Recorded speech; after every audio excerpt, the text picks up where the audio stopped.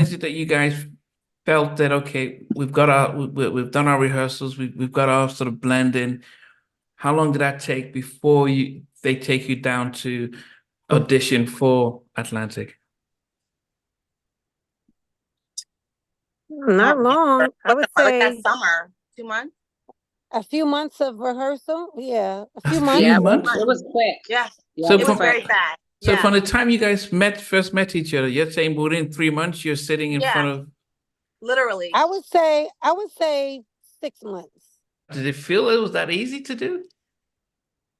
I don't think we felt that it was easy, but I think that one thing, like, okay, I guess In Vogue was kind of sort of the closest to what we were trying to do because they all pretty much took the lead. So, some of the groups, they were formatted a little bit different. So certain songs we didn't like or certain things that we didn't feel fit us, we would definitely speak up. But it was really hard to have 4, 5 A&Rs, and each one of them actually had a different vision. So the songs that Eddie F thought were great were totally different than maybe the songs that G Wiz thought were great. So then, like, Eddie F songs, he used a lot of his producers and writers and people he liked, so everybody had their own people. And then, of course, Chad was a producer. So then if we had to do his songs, Mm. yeah, the good the good thing is we still had really good producers, that worked on the album. So we were able to pull it off. Mm. Put Yeah, it to good use. Did you guys ever think that it will happen again when that you guys would reunite? And how did it happen? definitely. Yeah. I don't think we ever closed the chapter. Like we closed one chapter, but we knew that it was not the end of the story. Were you keeping in So touch all that time? yes, definitely. Yeah. Well, this was great. We really loved this. This is the best Thank you interview for having ever. us.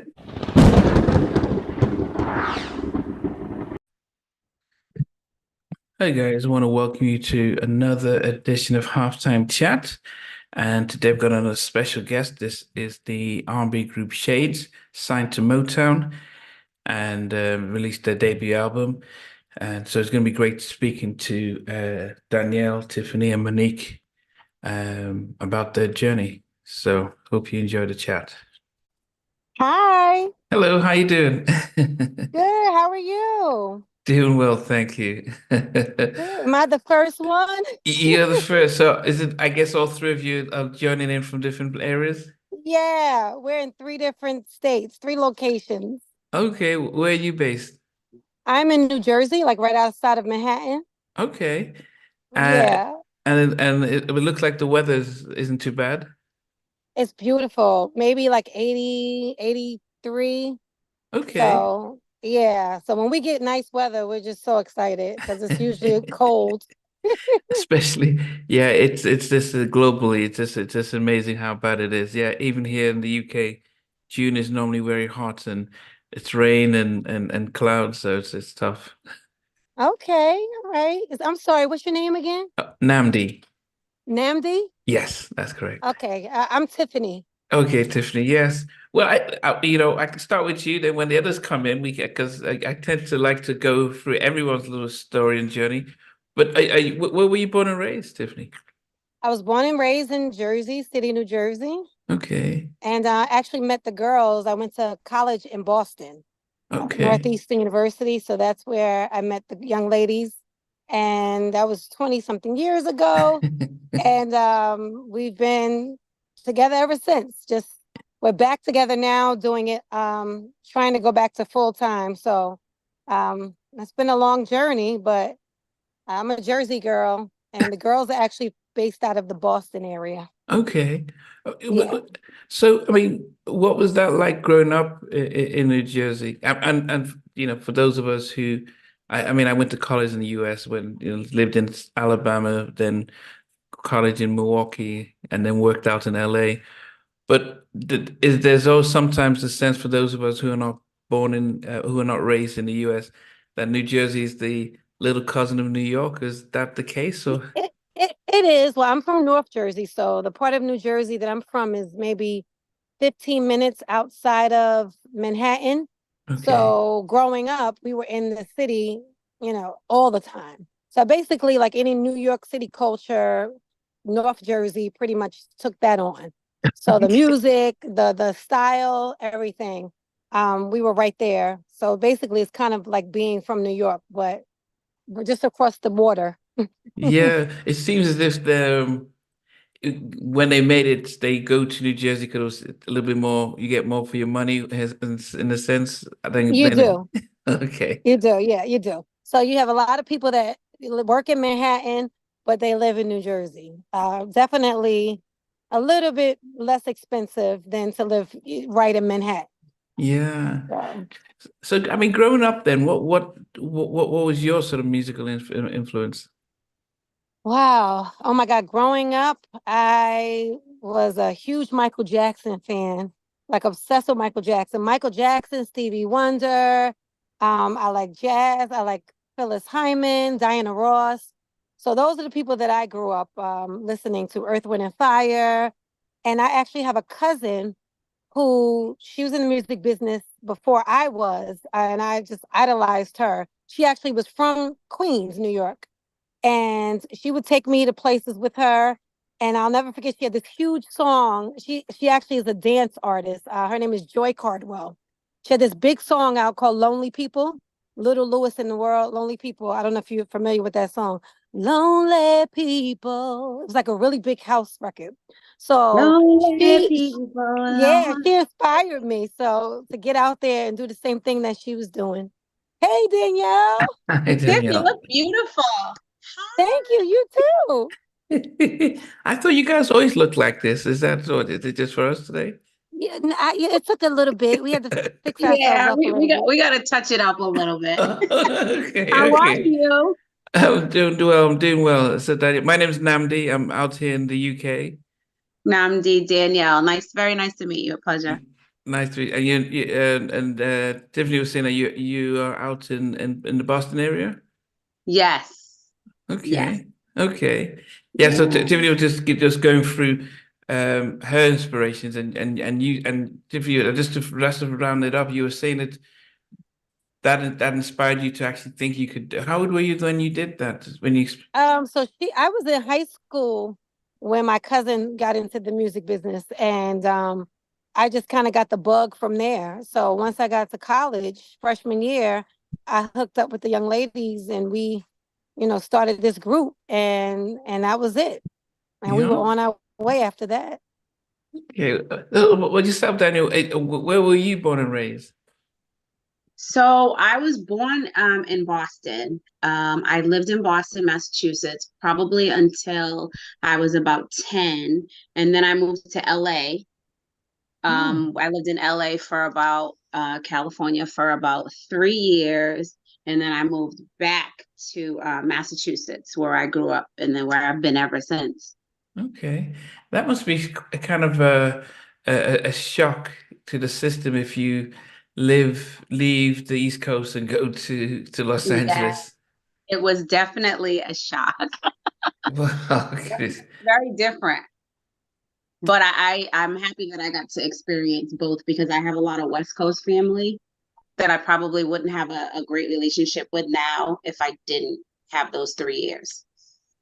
And So then like yourself, how did you get sort of inspired to get into music? honestly, so my mom was very heavy into the 70s when I was growing up. So she loved Earth, Wind, and Fire. She loved Donna Summer, Diana Ross. Diana Ross was like my big, one of my big inspirations on why I wanted to be in the music business. But then once I heard Whitney Houston when I was 13, Okay. she was like it for me. Whitney Houston and Janet Jackson. Janet Jackson was more the performance style, Yeah. but Whitney Houston was the vocals. So she was where I wanted to be, like powerful, strong, beautiful. She had the total package to me. Yeah, I mean, I guess it is because Tiffany said hers was Stevie and Michael, and yours was more so Diana Ross. Did you feel as if that you could do what they were doing, or was it just these were just the Absolutely. people? It was never a doubt in my mind that I couldn't. Wow. Yeah. So it was like one of those things that like when you put it into fruition for that's all you think about, eat, sleep, and dream, that it comes to life at some point, you know? And I just feel like that was always my path, that was always my goal. Ever since I was like 12 years old, I started doing talent shows. And that's when I knew, like, okay, I started winning and I was like, okay, maybe I have a little something, but I was very stage shy in the beginning. But I forced I don't myself to believe get that. out of it. I was, Tiff. My very first talent show, I did the whole talent show like this, and I just sang. I was frozen. But my mom, like my family, everybody was like, "Keep doing it, keep doing it, keep doing it," and I pushed myself through. So I didn't have that. You know what I mean? Like a lot of people can't get through that. Yeah, yeah, yeah. I was sadly, so I'm a therapist, so treating anxiety and depression and stuff. So it's always interesting when I hear artists talk about overcoming, say, anxiety even at a young age, how Yeah. important that is. Yeah. So I think. scary. It's just because I was this young girl, 12 years old, and I'm on stage and everybody's it's silent. You can hear pin drops. And it's just like everybody's staring at you, waiting to see what comes out of your mouth. Oh my So I goodness. was like, okay, this is it. Showtime. Do or die. Wow. It looks like we've got Monique that's just joined in. Hi, Hi. guys. Hey. You can hear me okay? Hi, beautiful ladies. How are you? Thanks for having us. Shush, Peanut. My dog thinks someone's here because I'm saying hi. Stop Okay. it. So crazy. Sorry. It's funny. It's funny. It's funny. Hi, Peanut. How is everybody? Say hi, Peanut. Stop it. You say hi to the Enjoying the people. There's weather. nobody at the door. God, really. So crazy. I'll mute myself. No, no, it's fine.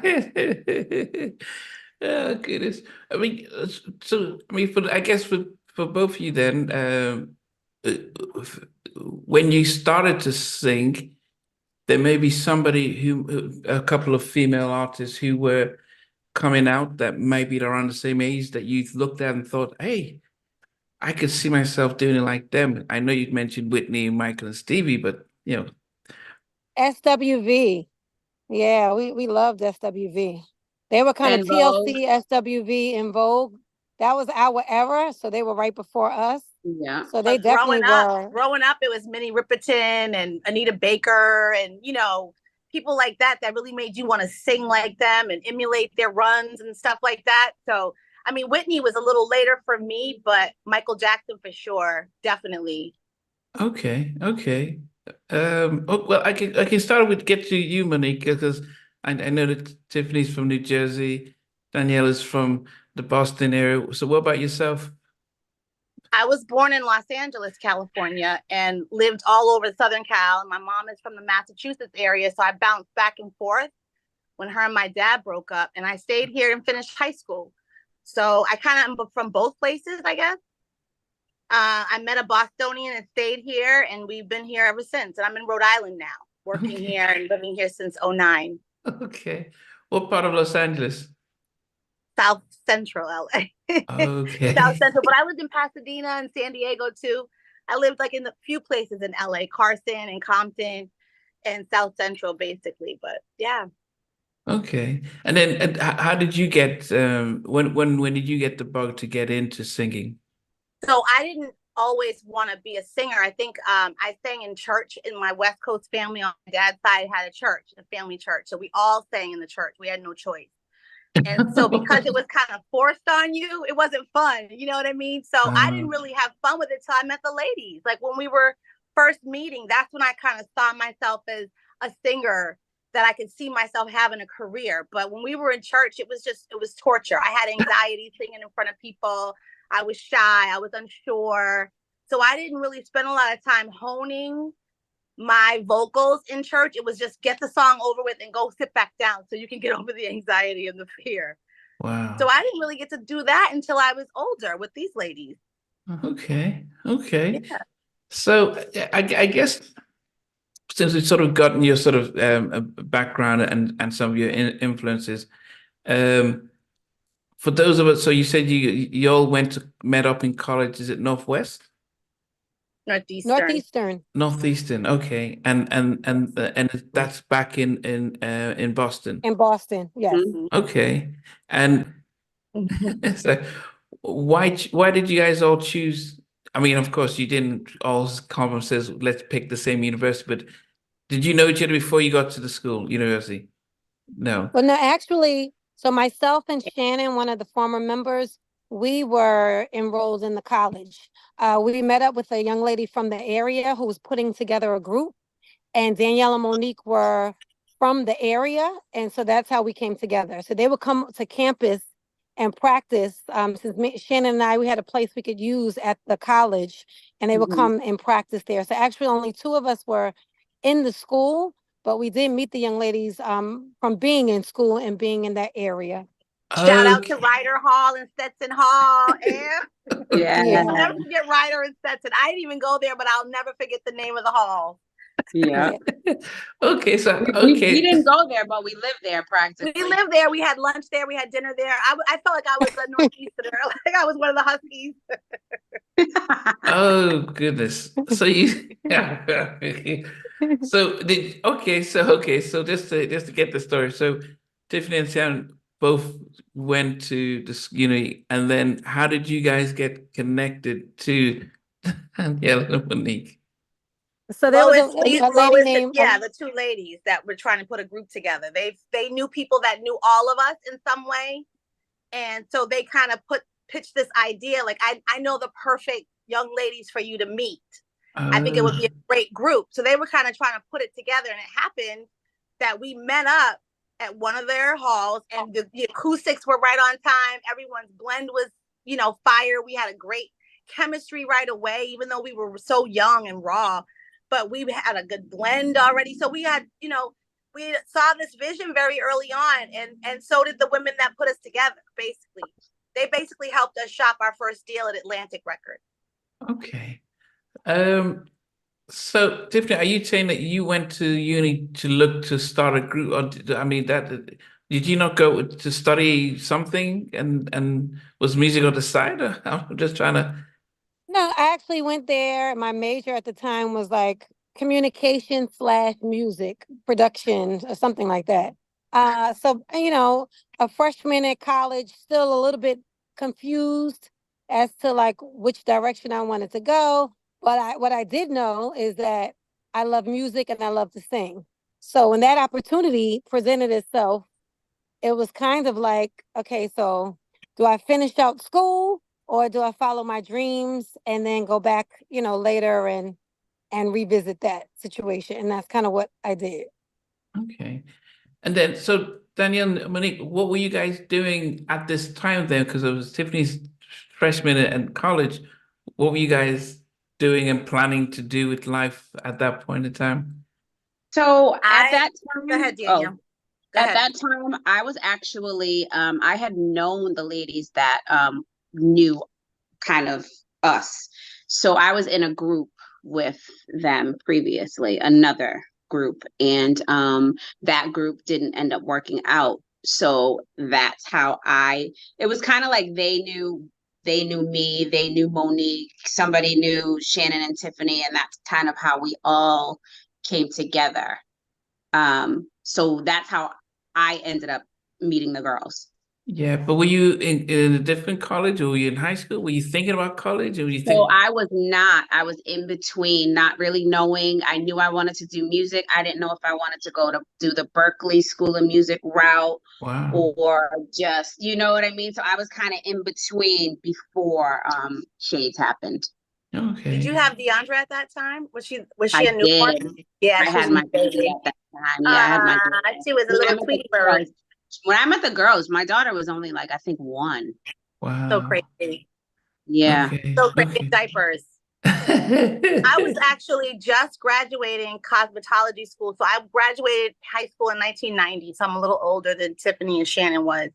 But I was apprenticing at a barbershop, and the guy that I worked for knew one of the ladies, and he kept saying, "You're always singing around the shop. You need to be singing." And I was like, "I don't want to be a singer. I just want to be a hairstylist." So when he proposed that I meet these ladies, like they were planning this night for us to meet. And he said, you got to get to Boston and Northeastern. This is the night you're going to meet these ladies. I feel good about this thing. And I'm like, yeah. And I went home. And then he's ringing my bell. Like, you didn't get on that bus to go to Boston. Get in the car. Let's go right now. And he brought me all the way up there, dropped me off. And so, you know, it was like meant to be kind of a thing. But I didn't see it for myself. I was just into the cosmetology thing. I wanted to do hair. So that was what I was doing. Yeah, but had you not, you were still struggling with your stage frights? And yeah, I still have like nerves when we have to sing, of course. But I think that because we've had experience now together on stage, I can pull from all of our strengths and we are collectively, you know, as excited about the show. So it's no longer more of fear. It's more just excitement and like, let's go, let's get it out there. Let's do it. Yeah. So it's more of less of anxiety and more excitement. I guess when you think about the early 90s, we were blessed with such an amazing array of groups, especially females. So you mentioned SWV, there was Ex-Girlfriend, there was En Vogue, there was Escape, there was Jade, the TLC. Then we had so many back then. There were some changing faces, changing faces. Brownstone, Terry and Monica, and there were so many groups. Did it seem? Moke and Steph. Yeah, Moke and Steph. Yeah, well, yes, all of them. Did you feel as if, that we could just put together a group and we get a deal? It should be straightforward like that. Did it feel it was that easy to do? I don't think we felt that it was easy, but I think that one thing, like, okay, I guess En Vogue was kind of sort of the closest to what we were trying to do because they all pretty much took the lead.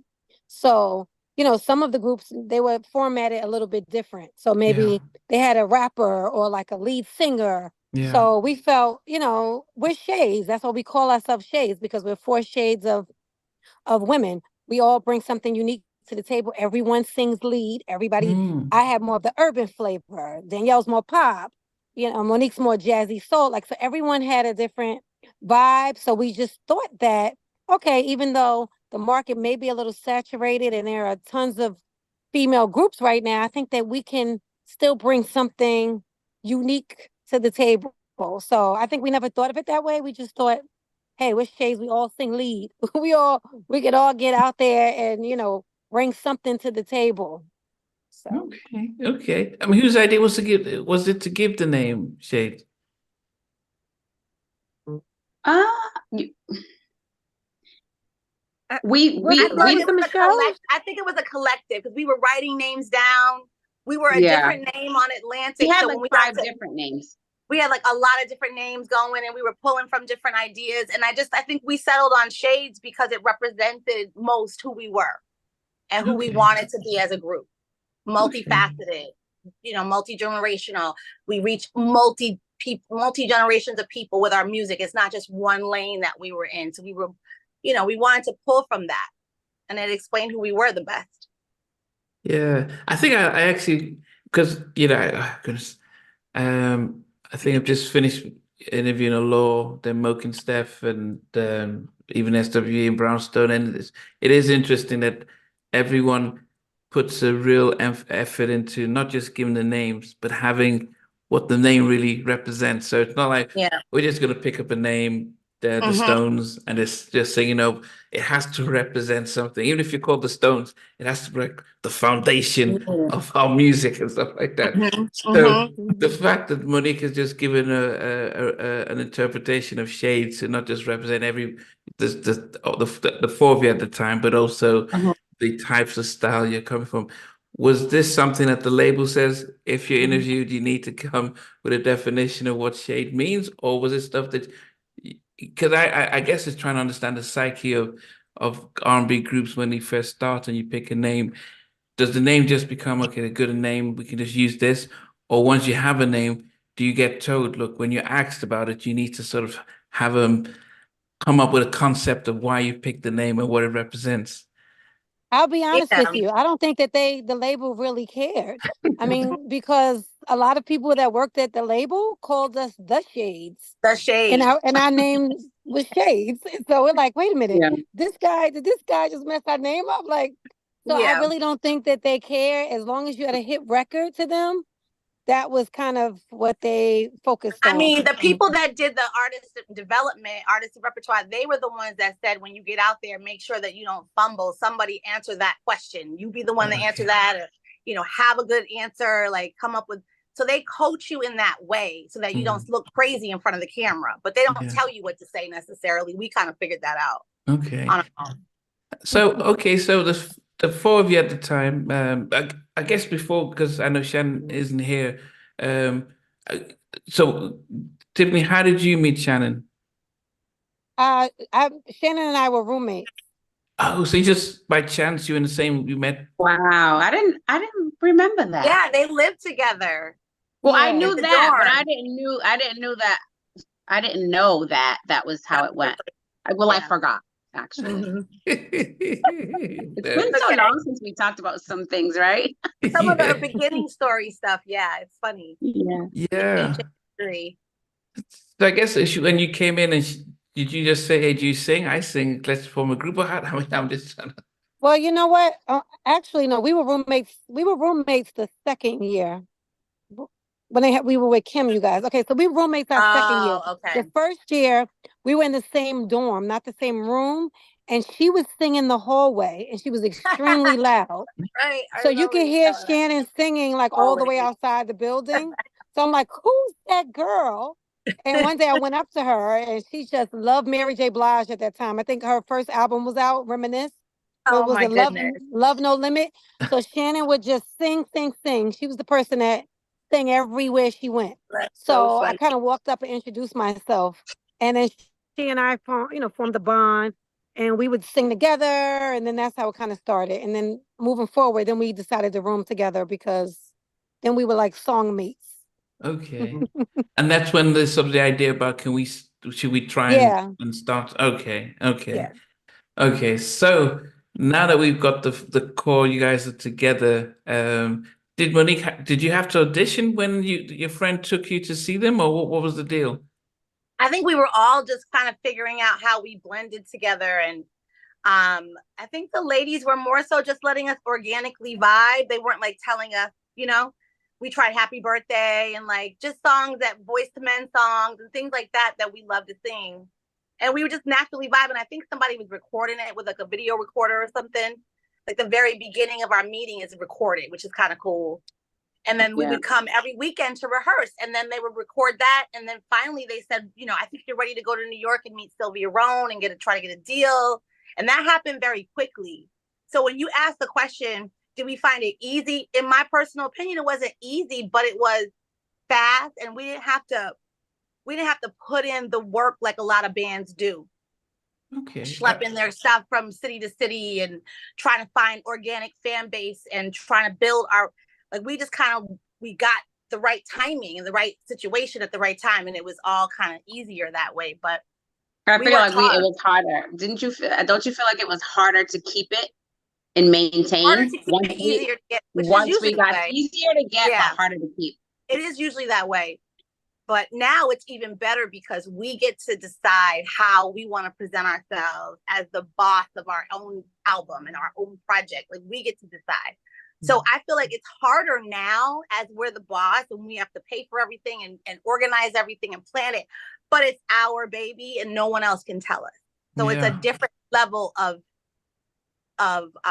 stress that comes with it. You know what I mean? Yeah, no, and I think that I think we got a huge reality check as newbies in the business because, as Monique said, it came easy, but we got our first record deal at Atlantic, and immediately Shannon and I left school. The girls picked up everything, and we all moved to New York, and we had this fabulous apartment on 34th Street, 35th Street, or whatever, and everything was great. 39th like we and did 5th. this.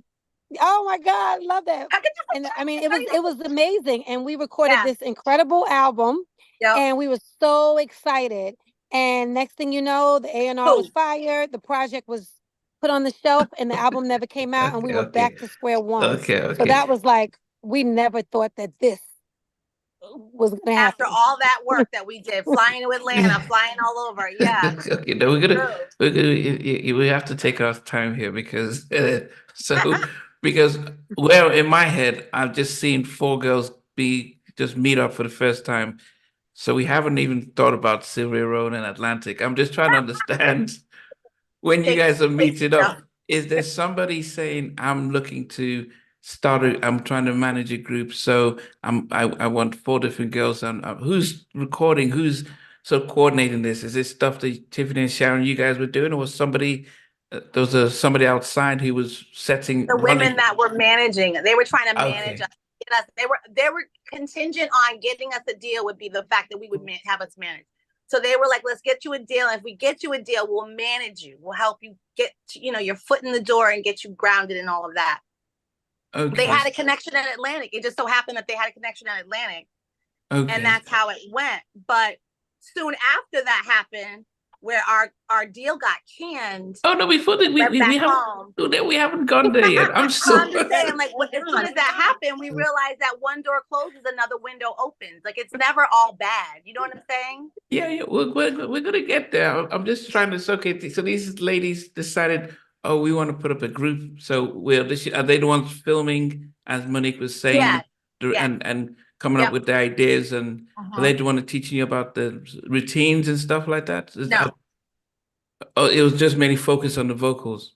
Business. Mainly focused on the Just vocals at this business, time. not even the vocals. They had someone for us. They would put us in position with people that could help us work our vocals, but they weren't the ones doing that. They helped us get someone to help us with dance. They were trying to style us. They were trying to style us. And Lois would try with her emotions harmonies, remember? Yeah. You brought the sunshine. Yeah, they came up with the ideas of the acapellas for us to sing when we auditioned for people. So we all had an individual song that we would have to sing. It was really like talent show. So like everybody had a song. Each one of us had to do like a verse from the song that was our song to audition, and then we would come together and do Daddy's one or home. two acapellas. Yeah. Okay. So they picked those. They pretty much. Monique's was God Bless the Child. God bless the child who's got his own. Mine was Imagination was Imagination too, though. Mine was Reminisce. Right? No. Yeah. Yes. Mine was Donny Hathaway, This Christmas. Yes. Yes, Donny Hathaway, of course. It wasn't even Christmas. It's Christmas. What was Shannon's? I think Shannon's was Mary. Right? Wasn't it? Oh, I Want You Back. Oh, I think Mary? Shannon's was oh my God. I don't know. I think it was Reminisce. I thought it was Michael Jackson. I Want You Back. It wasn't Love No Limit. One of those. Yeah. It was so long ago, child. That was it. Mary, Love No Limit. Yeah. Okay. It was so long ago. Okay. So I guess when you guys first met each other, what was the impression? I mean, Tiffany, meeting both Danielle and Monique. I mean, honestly, it was like we knew each other forever. I mean, I must say, I'm gonna fast forward. We maintained that same relationship and sisterhood from the beginning. We were not that group that fought each other and argued a lot. Like we never did that. I mean, not to say that we agreed all the time, but we just never had those type of issues. Like we always genuinely got along. And I think that we all had the same taste in music. And that made it easy. And no one had egos. So we were all very confident and fine with, this person singing this part. Once we got all of that out the way and established that, this is a group and everybody's going to play a certain role. And we were fine. So we got along great. So around what year was this when you guys officially kind of connected, the four of you, and this was it? 93. Was it 3 or 4? I always say 4. It was 93. Yeah.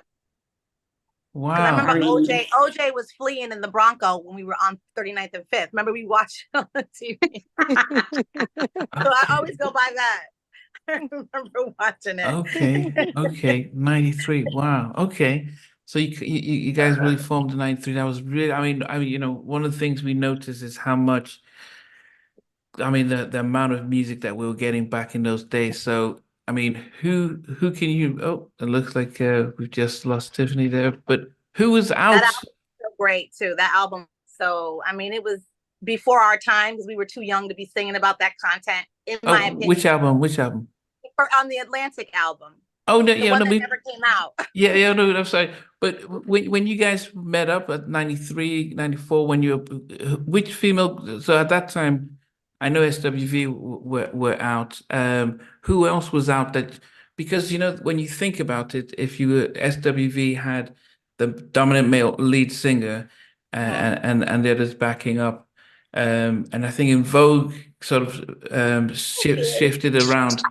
Yeah. When you guys were, when they were looking at you guys to decide, okay, how to really to sort of position yourself in the industry, was there anyone similar to because you said all four of you could sing? Was there anyone similar to what they were looking at as if, okay, should be the lane for you guys? I I think mean, they it was wanted to definitely make in us the Vogue. next, yeah, the next En Vogue is It because was we were in definitely in Atlantic. Vogue. Yeah. So Okay. They were they trying were to, retiring. yeah. Yeah, they were retiring. So we were like right in that sweet spot. And I think that's what was attractive to Sylvia Rowland, is that she saw a younger version of, a different version of that for a girl group. Okay. Right.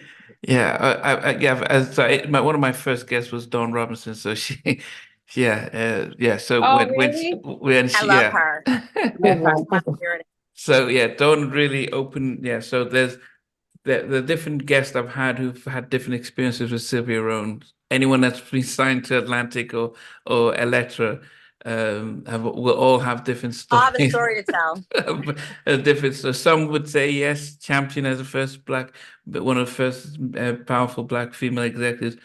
Others would say, yeah, man, there was no favors when it came to business. But before we, No, and I will say that. Remember when Brandy got signed? We were almost done with our album. And they were like, okay, like our A&R did get fired, which means everyone he signed got shelved or dropped. But the rumor on the street was that Brandy's mom put the hammer down. So all the attention, all the money, all the focus was going to go to Brandy. And I remember that so distinctly because she was like 13 going on 14. She was a little girl. But her parents were running the show at Atlantic at the time. They were making it. Okay, so just before we get to recording the album that didn't come out, when you guys were, so from 93, when is it that you guys felt that, okay, we've done our rehearsals, we've got our sort of blend in? How long did that take before they take you down to audition for Atlantic? Not long. I would like that say summer, 2 months. a few months of rehearsal. Yeah, a few A months. few Yeah, months? it was quick. Yeah, So it was very fast. So from the time you guys first met each other, you're saying within 3 months you're sitting in front of. Literally. I would say 6 months. Well, before we moved there, it was 6 months, but we were signed really quickly. We didn't move up there right after we got signed. We had to wait and do the whole, but we got up there, signed our deal, and we were like, it was rolling really quickly. Because we did a demo first. So that was the initial, Atlantic wanted us to do a demo deal. So within 3 months, we did record 2 or 3 songs. Was that demos, Wokey? and no, that was with Mufi. Oh, Mufi did our demo. All I do. Oh my God, Mufi. Yeah, so we did the demos. And once Atlantic loved the demos, they were like, okay, great. Now we'll do the official contract. And then once the paperwork was done, then we moved up there within 2 weeks after that. Yeah, it was really fast. So was this a well-known producer that did your demos, or was he well known? No, he was New Jersey. He was a Jersey kid, right? Like a young producer. He was affiliated with he was a Naughty by Nature. Yeah. He wasn't like well known, but he was in that camp, the Flavor Unit camp. KG's one of KG's people. Okay. One of KG's producers, yeah. Okay. So you did. I forgot. Okay, so when was the first time you did meet Sylvia? It was when we got. Not when we got signed. We met her before that, right? I can't remember. Was it before we did the demo? Yeah, because we had the initial meeting. It was after, I feel like, when we were about to get signed. Oh, so they liked the demo. Then okay, that makes sense. Okay. Okay. So it couldn't have been long. It wasn't long. It was Okay, right. so We really after didn't, we didn't, and we honestly didn't have too many run-ins with her personally. No, we okay, sang for her once, and then she signed us that day. Like it was fast. okay. But Yep. did you know who she was when you auditioned in front of her? Yeah. Oh Oh, yeah. yes, absolutely. Yeah. We definitely knew who she was. Okay, Yeah. but I mean, how was it like to audition in front of one of the most powerful women in music? That's also a black woman. She's So signed. real. She's running. Key Sweats and Missy and Vogue and Intro and like Troop from Chucky Booker. All everyone. All the heavy I hitters. mean, I think it was great. I mean, I just think me personally, I felt a little disappointed because I don't think that we ever had that type of connection with her. Mm-hmm. And not to say that you're always going to have that, but as a woman and females and Mm, women empowerment, Right. I would have liked to have seen, a relationship grow, She's not that. She's between, not that. She's but we not that. never got that type of vibe from her. That. I mean, we didn't get any negative vibe, but we did not get, It's there was business not for that her. warm, No, it's hey, my business. girls, No, like we did when we got to Yeah. Motown with with Andre. Andre, like Right. totally Right. Right. different, totally Right. different feel. Yeah. No, she yeah, don't really. It's not about that with her. She's one of the guys, yeah. like And in that way. the reason I It's not. say It doesn't that, matter. yeah, the reason I asked is because even when I interviewed KG and I was talked about when he put together Coffee Brown or Jaheim Oh or yeah. Next. Clive, he had to audition them for Clive, and Clive, actually, I think he mentioned that the Coffee Brown were solo singers, and Clive came up with the idea of putting them together. So that was saying that, well, Clive gets involved with the subsidiaries, so not just the Arista records. Yeah. It's like, okay, Mhm. even though you're signed to KG, but I'm still going to get involved. So Sylvia Mhm. didn't, okay, one singing, okay, that's it. You got your A&R and good luck kind of thing. Okay, Exactly. That's exactly how it went. okay. But I must say, we had a great A&R. Kevin Woodley, he was a huge DJ at the time, Sugar Kevin Daddy. He was Woodley, DJing. he was at Uptown. Kevin Woodley? No, I think that was another Woodley. Okay. Oh God, what's the Monique? I don't There's remember another Woodley. Kurt Woodley, I Kurt think. Oh, Woodley, well that was done. his. Were they related? Yeah. Yeah. So Kevin Woodley was a huge DJ in Manhattan at this place called He still is, right? Bentley. Bentley. Bentley's. Yeah, it was called Bentley's at the time. He was on the He's still radio. there. Yeah, he signed Intro, and we were his other group. But I mean, he was great. I mean, he took care of He was us, and very hands-on, yeah. we had no complaints. He was awesome to us. I mean, he Okay. saw the vision. We can't say anything bad about him. He's the Okay. reason why we actually got introduced, right, to the Uptown Motown relationship. Okay. So he felt Okay. bad that we didn't, right? He wasn't No, like, Monique, stop what messing the happened? story up. No, What happened? No, we wait What before we happened? get he had nothing to Did do he with that. introduce nothing? Okay. He okay, did I okay, not. thought he No. did. okay. Well, before we get to See, that's so how I feel. It all gets jumbled together. yeah, okay, but okay, so But you have Sylvia's to ask or you'll never know. No, yeah, I'm good. yeah. Yeah.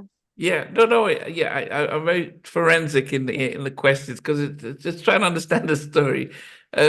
So you get signed, and which one of you sort of reads the contracts and make sure we've got the publishing is settled and we got our right royalties and we the business element. Who handles this? Oh, That Monique, first you're contract, yeah. none of us. Oh, okay. Yeah, we didn't know any better. I mean, we trusted in a lawyer because we had the same lawyer as New Kids on the Block, right? And who else was he the attorney for, you guys? He was big time to us, so we felt he was going to make sure we had the best deal possible. Who Fast represented him? forward, his Who name is represent? Lenny Lewin. No, who recommended him? The label? No, no, no, no, no. We found him. How did we find him, you guys? On our own? I know because he was Boston based. Someone He was recommended from the him. Boston area. Somebody recommended him. I mean, I can't remember now, but we definitely trusted him 100%. And we found out years later that obviously we did not have the best deal situations. But yeah, we were babies. So we know now. Yeah, and I asked this because it's very disappointing that our young black artists who get signed are not looked after. And there was DJ Ken Clark got hired as an executive at Atlantic, and he in an interview said that when he saw the contracts that were offered to artists, and he was trying to he went back to Sylvia and say, well, this doesn't seem fair. And the message he got was, it's up to them to learn the business. It's not up to us to tell them. And he Wow. was there thinking, wow, so if an artist comes in and they don't ask for the right terms and their lawyers don't ask for it, they're just going to sign off. And that sort of mirrors a lot of people, the interviews that I've heard, when I think Dawn says she got 8 cents per member of En Vogue. So all the Monique, millions we they can't made. hear you. Oh, Monique's on mute. I see her mouth Yeah. moving. I'm just saying, Okay. Oh, okay. Okay. So yes, and so I think it's Donna says, sometimes the lawyers represent other people at the label. So the last thing they're going to do is trying to set the balance. So, they could say, yeah, we'll get you a great deal, but it's if Atlantic, they won't push back at Atlantic because they've got other big clients and they don't want to harm that. But unfortunately, most of you guys will not think, you just want to sing and record and be in the videos. I guess the money side. Just so happy, yeah. we're What about also told as young women not to worry about that. You just be pretty and sing, and we'll take care of the business. Because we would ask for a seat at the table, but they'd say, we got people representing you. Just trust your people. And that's what you get caught up in, this whole, like, how much trust is too much trust? Because it's your business. And what a lot of artists don't realize is that budget that they give you is recoupable. So every limo ride, every pair of sneakers, every rent check that's sent out, you have to pay that back. It's not yours. Yeah. Even your advance is recoupable. So you think you're getting $100,000 advance, which we never saw anything like that, by the way. But whatever they give you, you have to give that back. I don't think artists all know that. No.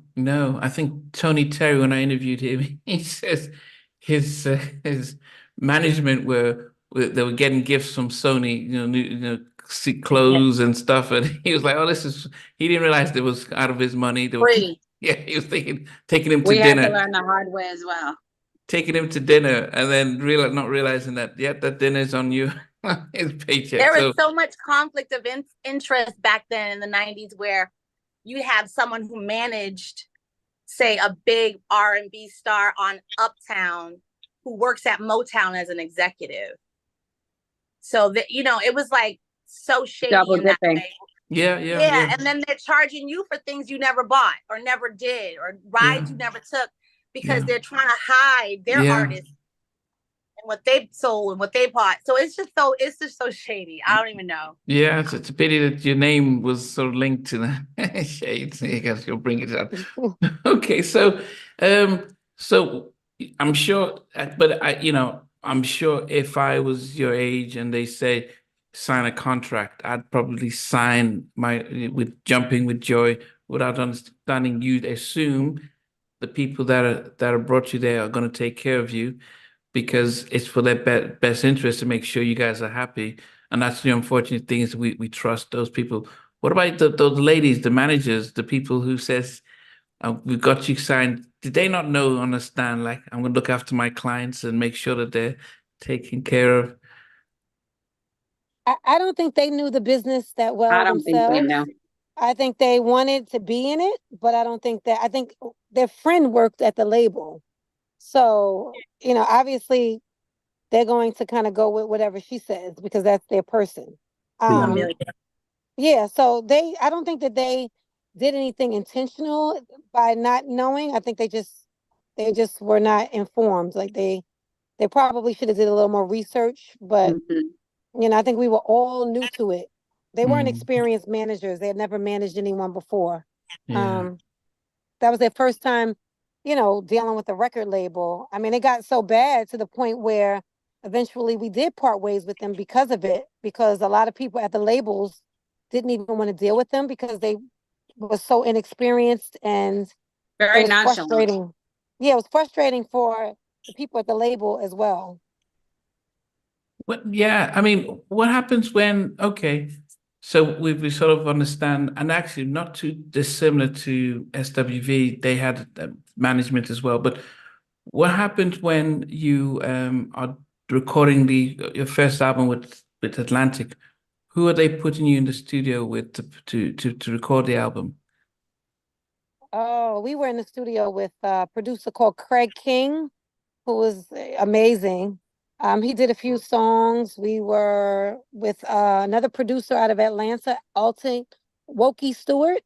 We Oh, did a yeah, few yeah, songs. yeah. Auntie Walker to Yeah, it. So if you think of Keep Sweats, Make You Sweat, he did it alongside Timmy yeah, Gatley. Yeah, yeah.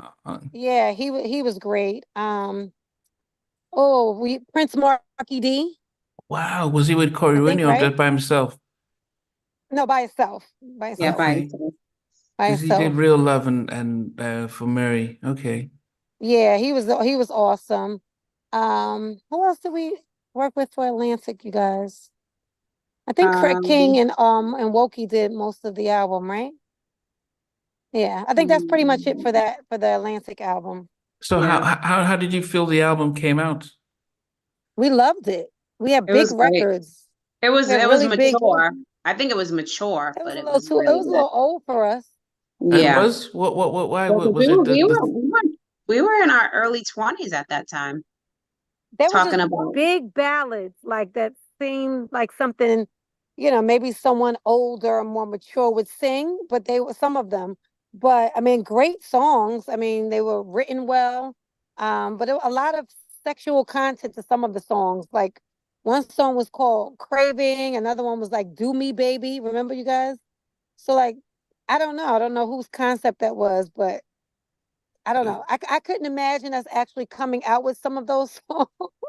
But that's like But today, there's no difference. There's a lot of female rappers and singers who are being guided but by back writers who then, are men. right, Like but men now are now still it's writing for okay. women.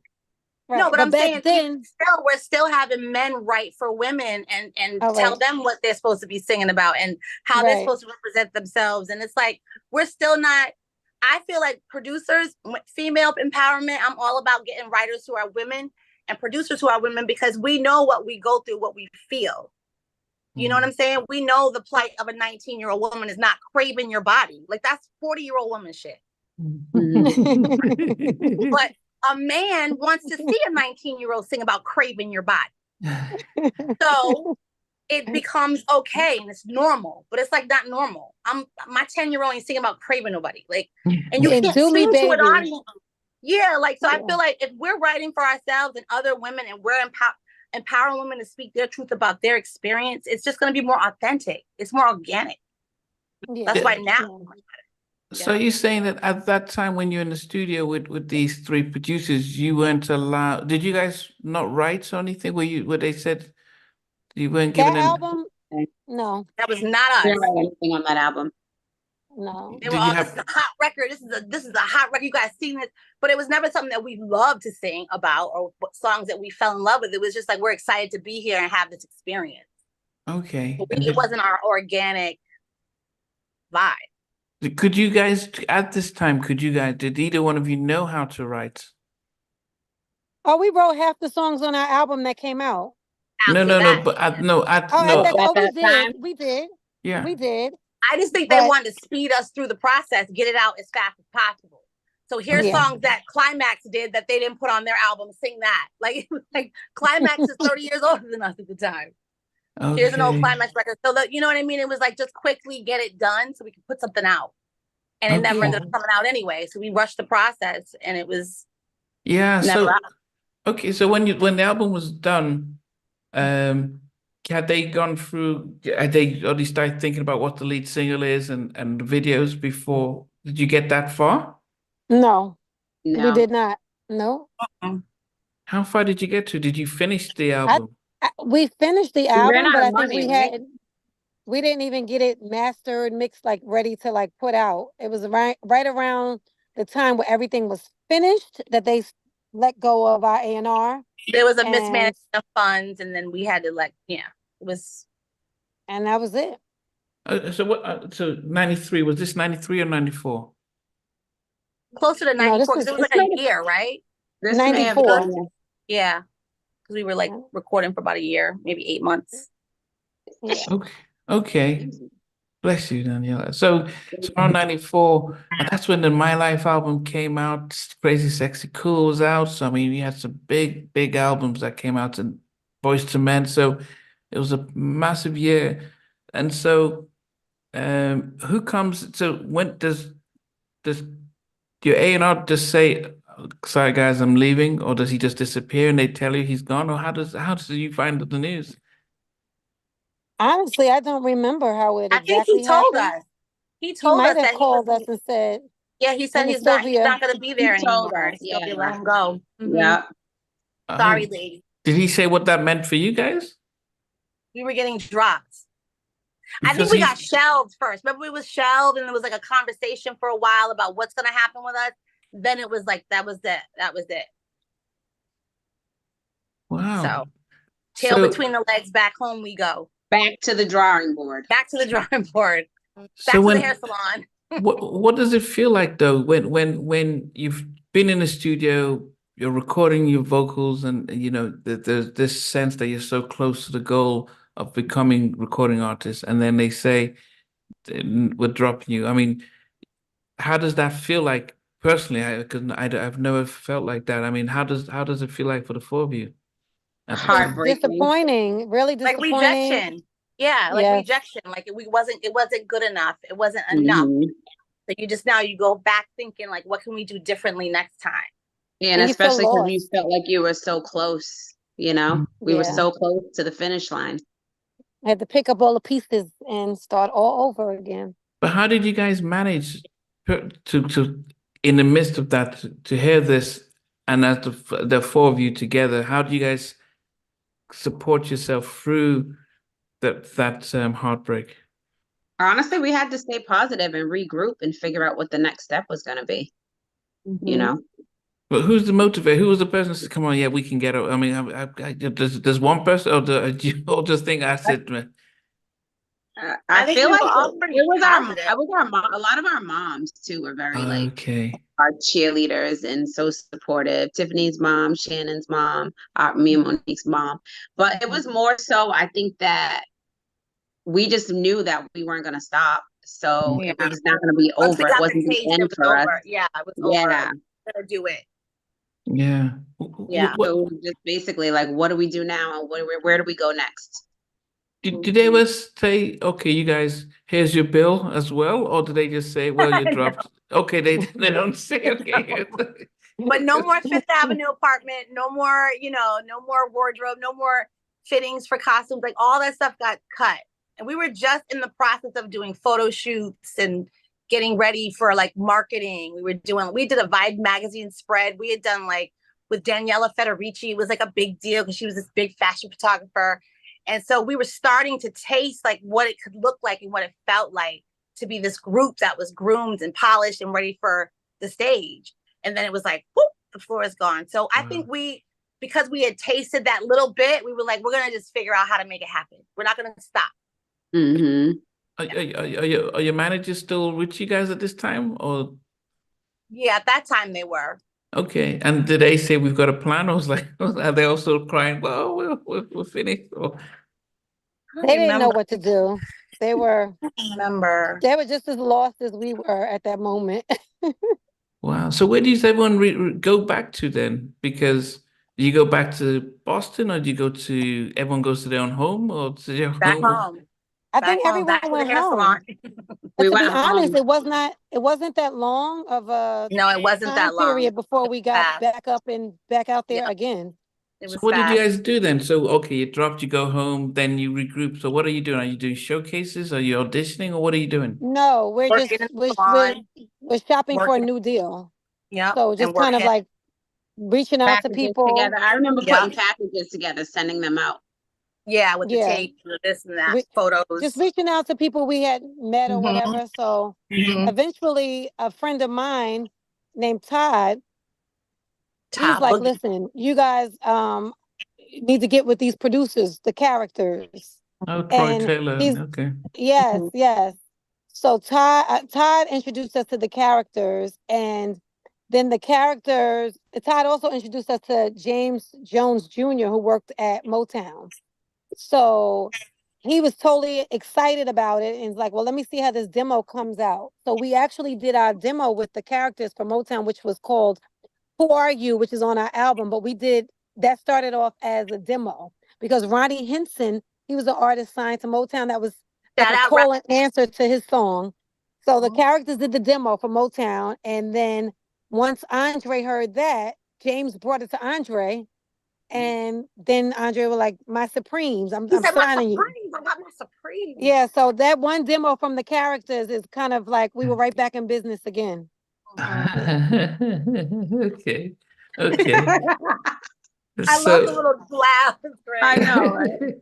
It's all yeah, coming together. It is all yeah, coming together now. yeah. I mean, I know the Motown story, Uptown to Motown. So yeah, so I'm interested just to see.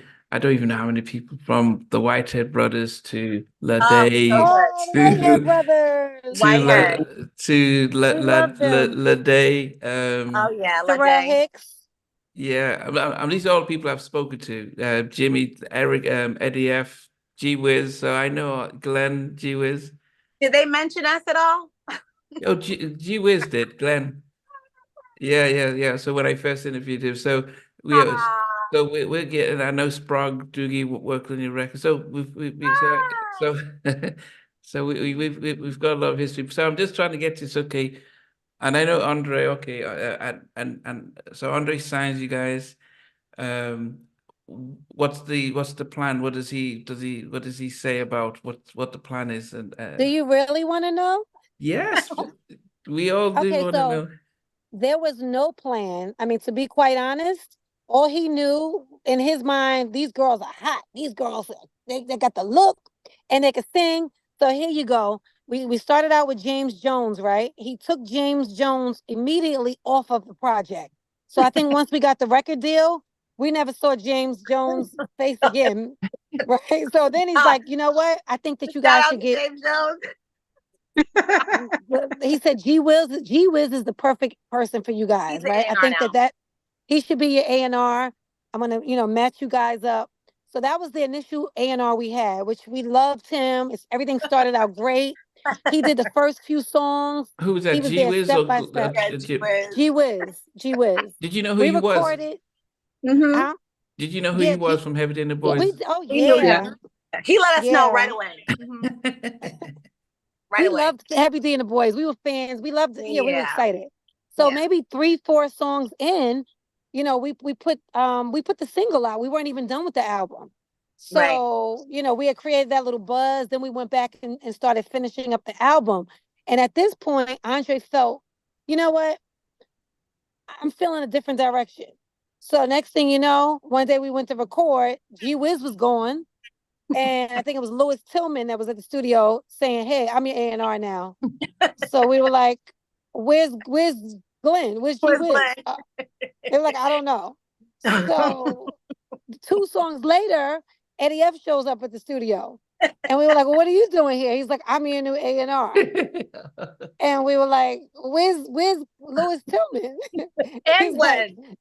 yeah, he's like, "Oh, I'm your A&R now." It just went on and on. So no, there was really no vision because it was a little all over the place. It But the was good nine thing is, chiefs. yeah, the good thing is, we still had really good producers, that worked on the album, so we were able to pull it off. Mm. Yes. I'll call it that. I call it, I said, pulling it off. Don't start. Long story short.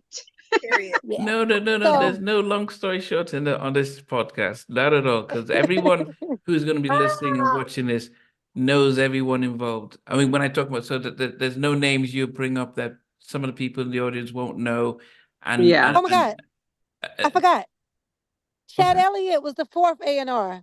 he was our fourth A&R. He You guys, was. yeah, he was.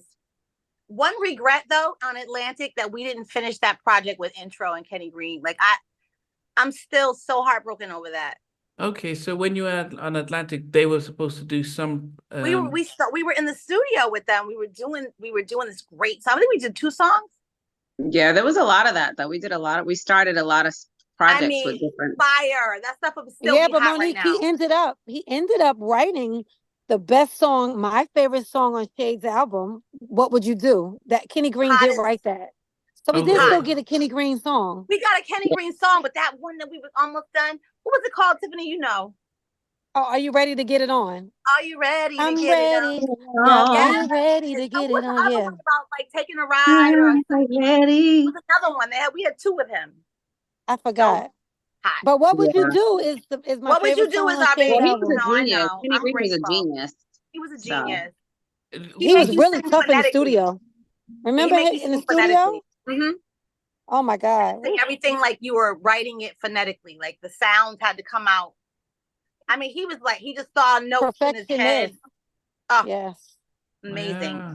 Rest in Yeah. peace to Kenny Green. Yeah, because I've interviewed both Kenny and sorry, Kenny, Buddy and Jeff, and you know they spoke about how they took 3 of the songs from their album and gave it to Mary, Reminisce, Real Mm-hmm. Love, and You Remind Me, I think, and that was supposed to be intro song. So those they are the they best ones too. Yeah. yeah. So Kenny had A the formula. the Mm-hmm. formula, but especially for writing for women as well. Oh yeah.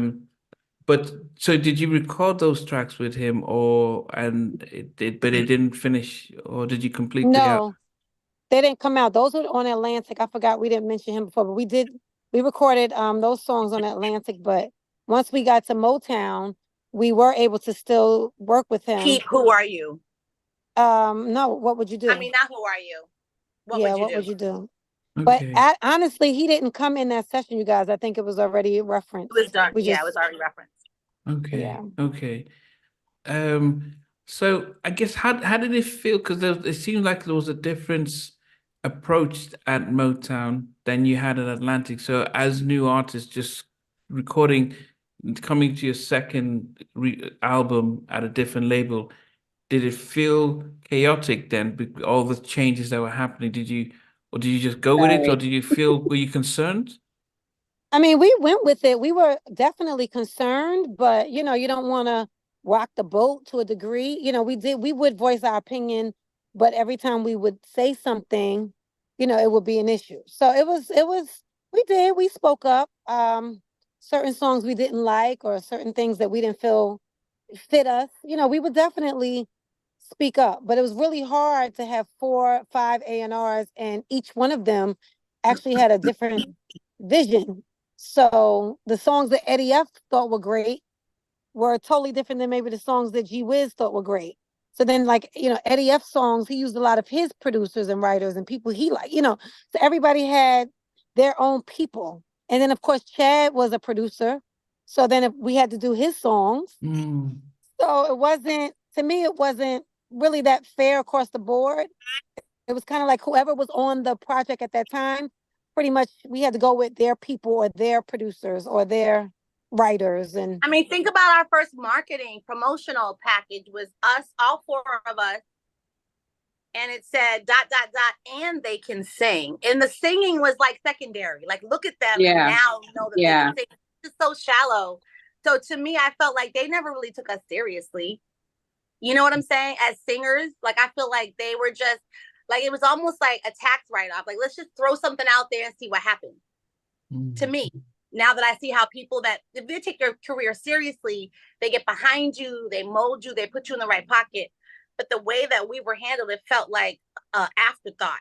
It was just like, I don't think that. I think that all the artists that were signed with us, right, on Motown, Andre definitely knows talent. So everyone, Terrell Hicks, Lade, like, he had some talented people, right, signed, but they just didn't know what to do with anybody. And we weren't the only ones. They messed up everybody's, I think there was careers. just too many cooks in the pot, honestly. Exactly. That's what I think. That when you have And 100 opinions and he had a meeting every second of every day on what do you think? Remember, he used to ask us, like, Yes. what do you think the single should be? What? You're the president. But then after Andre left, the next president was trying to put us in hula skirts. So So like if our vision and our image was already solidified when Andre left, it should have been no question about who shaved it. We should still be trying to figure her out. Like what? They'll throw us in grass skirts now? Yeah. I That's mean, why. You know what I mean? It was But weird. that's I don't. because he found out you guys were Cape Verdean. So he felt like you needed But to, you know, tap into that market Put and some let's fruit get on you your guys head. in put some. fruit baskets on our head. Fruit baskets We were and like, grass. what? We were So like, when's that gonna happen? but if we That was George Jackson. That was his name. so if He's we the person that took over. from Andre, if we think back then, so when you guys were recording, who I mentioned Lade, Terrell Hicks, the Whitehead Brothers, 702. Carol Riddick. 702, Horace Brown was Horace on Brown. on the Assorted label. flavors. Okay, I don't remember them. Boys to Men must have been on there. Were they still there, or were they They out? were still They were there. still there. We Okay. had Yeah. the same management for a while. Okay. 98 Degrees, were they there at the Yep, time? they were Yes. there. Yes. Okay. So I guess I don't know if you know the Jimmy Love Jenkins. Was he Mhm. was he at Jim Uptown? Jenkins. Jimmy He was Jenkins. an executive there. Okay. Mhm. So because I guess Andre then what happens is that he takes a lot of his execs and his people from Uptown. Mhm. Eddie talks about how he was at LaFace and Mhm. Andre made him an offer he couldn't refuse to come over to Motown. But when Eddie gets there, he says everything was. He said it was chaotic Mhm. and things were just behind the schedule. And he tried as much as he could over the holiday, but it was almost too late because a lot of money was spent and nothing was coming in. And so hence Universal says, okay, you've spent a lot and you've not recouped a lot, no big hits, and a lot of expensive staff. So I guess and when I spoke to Kenny Whitehead, no one really knew about their second album. They had some really good songs. It was almost as if we didn't bring you in, so we have an obligation to put yourself out, but we don't really care much. I think it just felt like there was a lot of chaos around that time, and I unfortunately, mean, I thought our single for the freshman project that it was making noise. And we got on a tour right away. So we were out there doing our thing with Key Sweat and Brownstone and SWV. And, we were making some noise. I felt like that would have been the perfect momentum. Mhm.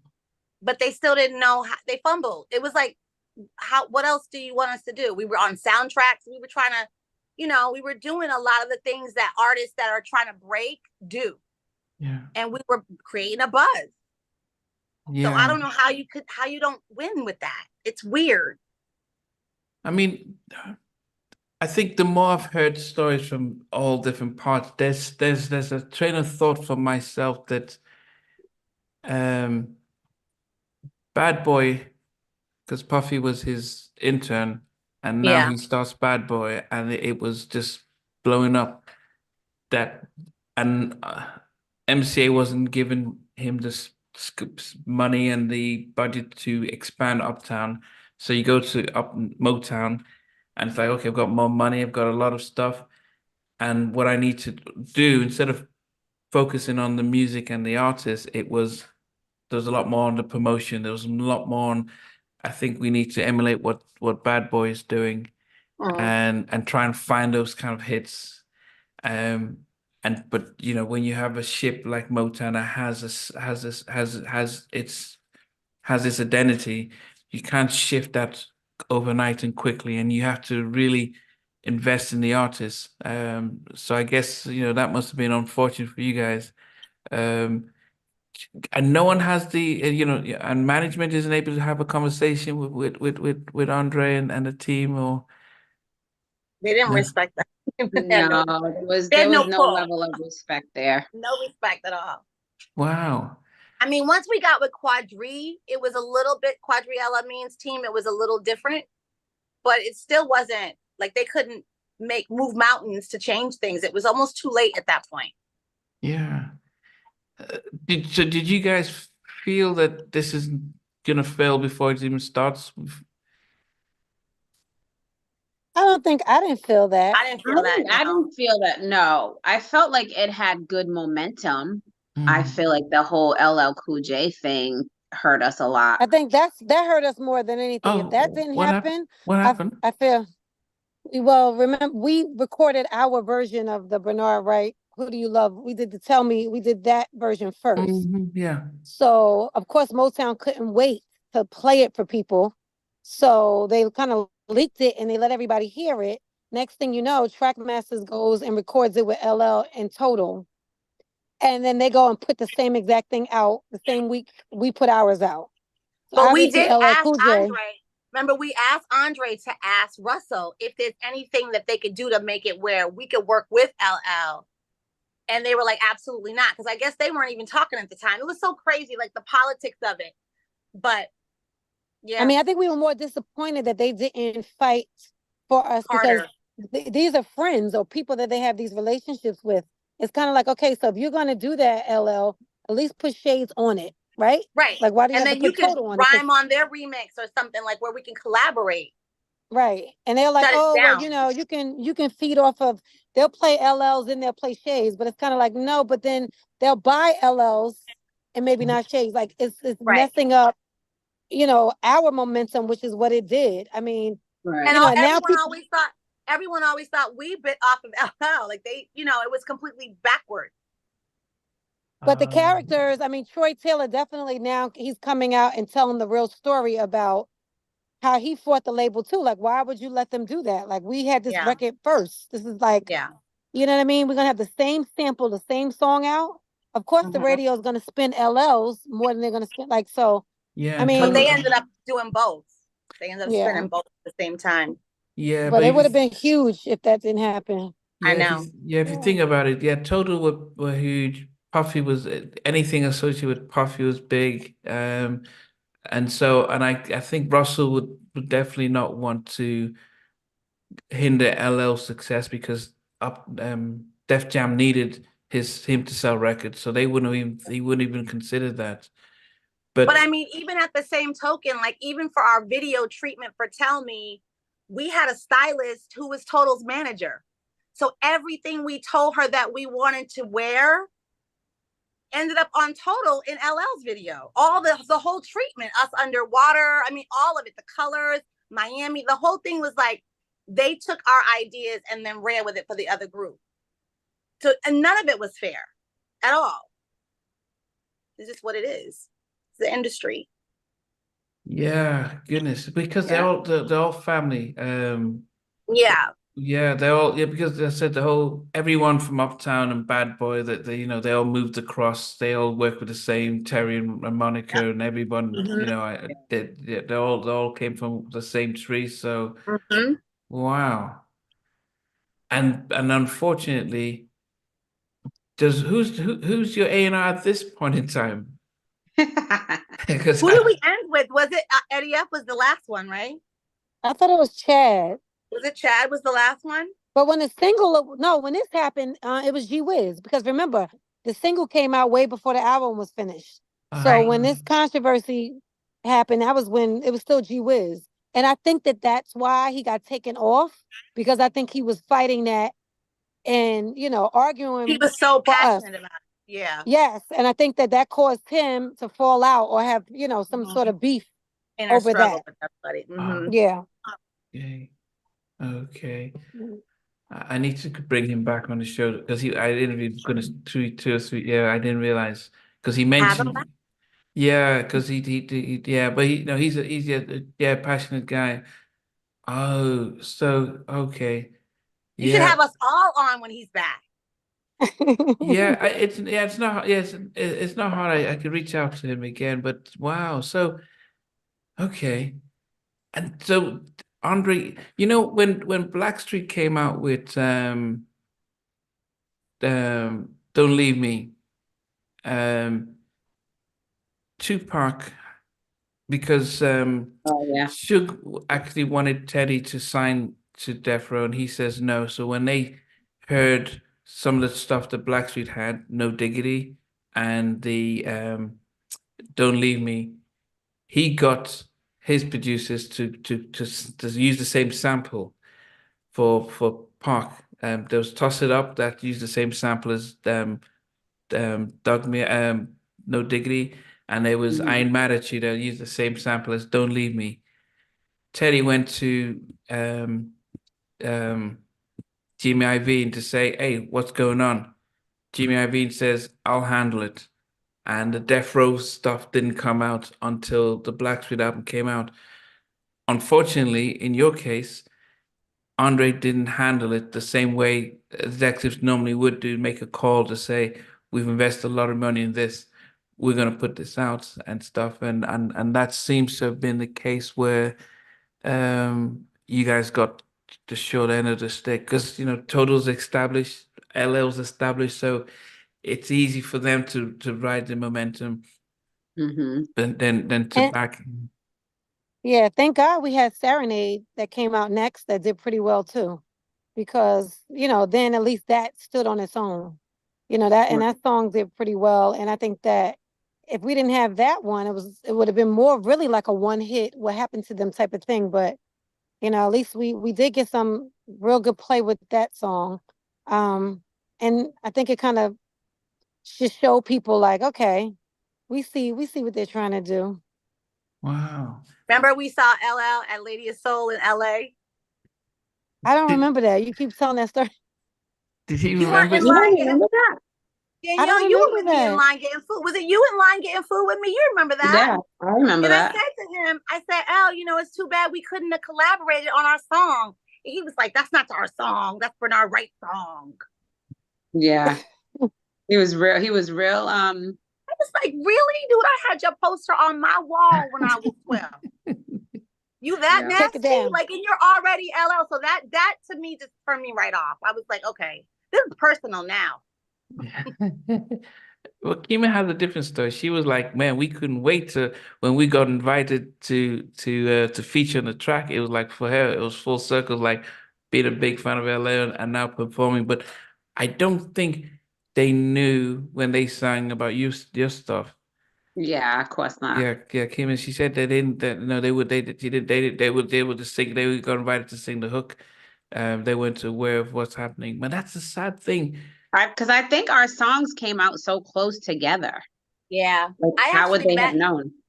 I met Omar on a movie set. He was working and I was grooming him for a movie. And I told him, I was like, the politics of the whole thing with the music industry. He's like, yeah, it's crazy. Like, it's so shady. I'm like, yeah, because this happened with our song, with the LL Total song. He was like, wow, that was you guys. Oh, okay. So people knew about the rumblings of it, but they didn't know the real details of what happened. So when we went on the radio to promote it, it was like, so what happened? It was almost like Scandal. Like everyone had their own version of what happened. So we spent most of our freshman tour talking about how we didn't steal it from LL. Wow. It took our thunder. But how are you guys managing to keep yourselves, despite all this happening, just to say, okay, let's just press on. Who's the voice of reason and like, come on, let's stay focused and stuff. Because if your manager isn't, who's there? How do you guys keep focused? And Glenn's not there fighting your corner. I mean, at the end of the day, the one good thing about us is that can't speak for any other groups, but management is great because a lot of times you don't want to be the bad guy, right? So that's pretty much what they do. But at the end of the day, we are all, that goes back to that Shades name, all four very strong personalities, and we can handle business. Like we're business women, so we take care of business. I mean, and we just learn the business from all of this. So the more and more these things happen, the more we knew what to do and what not to do. So we really don't need necessarily a manager to play that role. And we can kind of, speak up for ourselves because we kind of know what we want and what we don't want. So I think that, everybody's pretty well spoken and we speak up for what we want, and moving forward, that's what we're going to do. Like we now kind of know what it is that we will put up with and what we won't put up with. I forgot to ask though, at this time when you sign with Motown, are you a lot more clued on the contracts and stuff? new good lawyer and good, publishing and everything? Same Not lawyer, really. because that was Same only lawyer. within a year, not even a year. We still The didn't same, know any like, better at that point. Okay. no, it was only like a couple of months later. Okay. No, we know I mean, we had know better parents, now. we had moms that were trying to help us, but they didn't even know. I mean, we were, you need someone that knows the business, the jargon, the laws. It was just sign here and trust me. That's all. It was. Well, Shanice, when I interviewed her, she mentioned that her mom knew the business, and the more the labels knew that they knew the business, the They don't less. mess with you. They Yeah. don't mess with you. So so if you realize, so Shanice says the reason why she left that, well, the labels, it didn't last long because they like, oh, we can't get much from this. So if you don't perform to a level that we expect, then because we can't get much out of this. Mm-hmm. So, okay. How, after you put out your third single, what happens? Does Andre leave when the album's out, or is he still there when the album's out? We had Serenade was our second single. And then was he there? He was still there. He was still there. He was and then there, when and I think eventually we did the soundtrack. eventually, the soundtrack was the last Yeah. single, basically. Eventually on the associate soundtrack. And Mr. Big Stuff on the associate soundtrack we do with Latifah and Free. Yeah, he was still there. It was, I think, 98, right? Was it 98 then we signed to Peter Thomas? Or 99? To Universal? Yeah, after, Yeah. okay, so when Andre left, the new president, we met with, I guess we just couldn't come to any type of like understanding on where to go from here. So have you not then released he just, Believe? Is the album not doing well? What's happening with the album? the album was doing okay, but they just got rid of everybody. Then the push stopped. Then we had Everybody that Everyone he brought went over back, there, was gone. everybody, Terrell, Ronnie Henson, Lade. So every single group that Andre did bring on, they decided to not continue to push any of them. Mm-hmm. So the new person was going to bring in, I guess, brand new A whole everything. fresh, yeah. So what we did at that point was then we met up with Peter Thomas, who's in the industry, and he said Kedar Massenberg was over at Universal now, and he was interested. So we took a meeting, once again, only a few months later, we took a meeting, they signed us to Universal through Peter Thomas's label, and we recorded a second album. A third album. I'm sorry? A third album. Third album, yeah. A third album that never came out. Okay. And the third album was really great. The third album was amazing. Who was So on the that? third album was only the three of us. So that was the first time. At that point in time, Shannon, decided not to be in the group anymore when we signed on to Universal. So we were a trio, and it was just a completely different sound that was new for us. Amazing. The three of us. Yeah, and we our voices swing and just harmonizing so round and. Okay, so we get to it. How was it like when Shannon says, "Okay, that's it, I'm moving on"? How did you guys take that? Were you fine? Were you sad? I mean, I don't think we were sad. I think that, obviously, like, she was my friend and she was kind of like family to us. So yes, we were sad, but we feel like if you want to move on and do different things, like, we're happy for you. Like, we're not going to hold anybody back from doing that. It's just the way you do it. Yeah. It's best to do that than to stay in a group and not really be 100% committed to it, Okay. So. But did that jeopardize the deal then? Did they expect to sign off all of you? No, we were on tour. It did jeopardize the deal. We were on a Coors Light tour, and we had obligations on that tour to show up as a 4-girl group. And she decided to not show up anymore. That was still Motown, though. But I'm saying that was what happened at the end. He's asking the end and how it happened, how it left us hanging.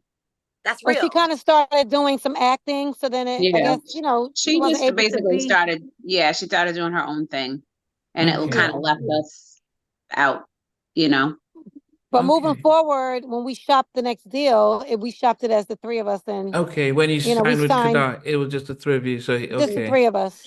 Mm-hmm. And Kedar, the so-called new inventor of neo soul.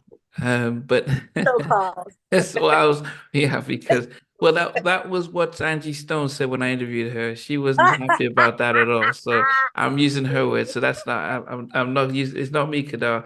Angie Stone said it. But That's great. who who produced the third album for at Universal? Oh, wow. This was the best. We had Noontime. So we had Jonte Under Atlantic. Austin, Oh, Brian joking. Michael Cox, Whoa. Teddy Bishop, Jazzy uh, Faye, Jazzy Montel, Faye. yep, Jazzy Montel Faye, Jordan, Montel Wow. Jordan, Shep and Kelly Price. Crawford, Yep. Missy Chef Elliott Crawford, Kelly Price. wrote a song. Yep.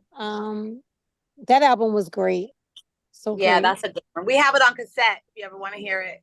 Yes, I do No, want to hear we it. have it now. I have those two You songs we burned have it? now. Oh, I sent the it to files. you. That's right. The files. The file, Yes. yeah. Send him a sample, Tiff, while you sitting on it. Mhm. Okay. Yeah, they sound Okay. great today. Like, oh my Okay. Yeah, God. classic R&B. But the question Yeah. then was, um, oh, I see you just lost me there. Okay, so did you guys have any input in the third album as you did in your second? Well, you mentioned you didn't really have much input in the second album. We fought a lot because some of the songs we didn't love as much as Peter did, and he fought hard for certain songs that he really loved, like the Don Robinson song, "Damn You Owe Me." Like he loved that, and we had to win us over on certain songs, but we loved pretty much all of it when we first heard it. Okay. Yeah. Yeah, we wrote one or two of them, but we didn't do as much writing on that one as we did on our Okay. second album. And so you finished the album, and then did they have a release date, or what happens then? No release date. Once again, the album was done. It was super hot, and then Peter called us up like, "Hey, they're not gonna move forward with the deal." Like, I don't know. I think maybe Kadar decided to leave Universal. To go to Yeah. Motown. Yeah. He took over Motown, yeah. It didn't take us, so But there's one song that came out of that album that made it to Nivea's album, and they never took our vocals out. So it sounds like me and Tiffany are singing "No Doubt" with Nivea. It's crazy. Like the backgrounds are all harmonizing. That we put the harmonies down, and they left our vocals in when she took it and put it on her album. Wow. Are you guys credited for it? No. No. Wow. So, okay. So I didn't realize you had 3 albums because everyone focuses on the Motown Shades album. So you've done 3 albums, but we've only seen the one. But after that happens, then did the three of you? What did the three of you decide to do? I think we were done at that point. For a while. After Peter Thomas, yeah, we were pretty much over it at that point. But you could have waited a couple of months. Stay together, you guys. Remember no, Rain? We did. We were Rain after that. We switched it all up. Got another member tried. of the group. Threw a good time. It just wasn't the same, and I think that we did try, but eventually we had bills to pay, you know what I mean? Families, it's like we had to go back to this time we really went to our normal lives, and it was a good 15 years or whatever amount of time until we kind of came back together to focus on it again. Because I think it was important to take that break. Because if we didn't, this business will burn you out. Like it'll suck the life out of you. So, to come back now, we're refreshed and we have, looking at it different. And everything's different now. We can put the music out on our own. It's totally different now. We have more control. We have social media now. We didn't have that. Yeah. So we can kind of decide what the narrative is going to look like. And that is refreshing. So I think that was the best thing. All these things happen for a reason. Yeah, okay. Yeah, I mean, which is true. But at that time when that happens, though, because personally, though, because you guys, things happen quickly, but this is the third time of being disappointed before you had a chance to really shine. As human beings, though, does this become does it become really hard? You guys then, and then you're going away and seeing other groups really shining? How do you guys feel? Do you feel as if only, or regrets, or does any of that happen? I think every group pretty much went through some of these things that we're talking about. And people may look at them on TV and think that they've had, an easy road. But I think that most people, like other girl groups, I mean, broke up, got back together, had label issues. Like, so we've all kinds of had similar things happen. Maybe their albums were more successful.